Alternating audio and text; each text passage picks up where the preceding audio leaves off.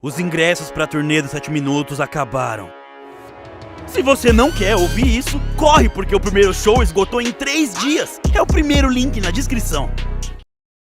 Às vezes eu sinto que ainda sou o mesmo menino que observa o céu, sonhando com o mundo lá de fora. E quanto tempo mais as pessoas do lugar onde eu nasci, onde eu cresci, vão viver com medo de sair como pássaros numa gaiola. Bastou apenas um toque na sua mão pra que eu tivesse a visão de tudo que se foi eu queria ser e das coisas horríveis que eu teria que fazer. Já é tarde demais pra eu pedir perdão, e mesmo se não seria justo.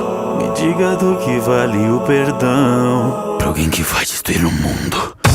Crescia pela liberdade, algo que eu nunca tive. Se a gente matar os inimigos do outro lado do mar, será que finalmente nós seremos livres? Me digo por que minha mãe teve que morrer. Qual o motivo? Qualquer um pode ser, Deus ou o diabo. Basta que o mundo acredite nisso.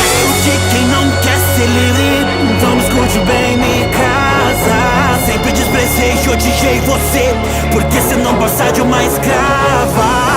E a mim, você não pode contra mim. Nascer um fraco e vai morrer assim. 2000 anos de sofrimento eu vou pôr um fim. Então vai, levanta daí.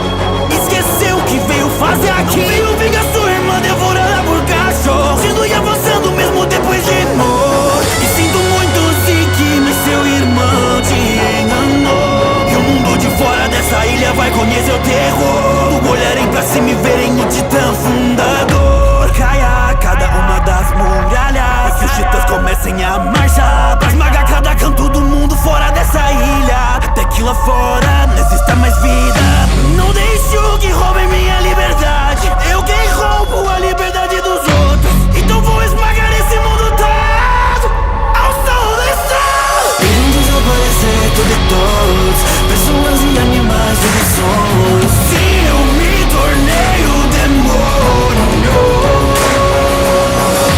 Não deixo que roubem minha liberdade. Eu quem roubo a liberdade dos outros, então vou esmagar esse mundo todo ao som do sol. Tatakai, isso não é só sobre mim, é sobre mim também. Tatakai, esmagar eles, todos eles, até não sobra ninguém.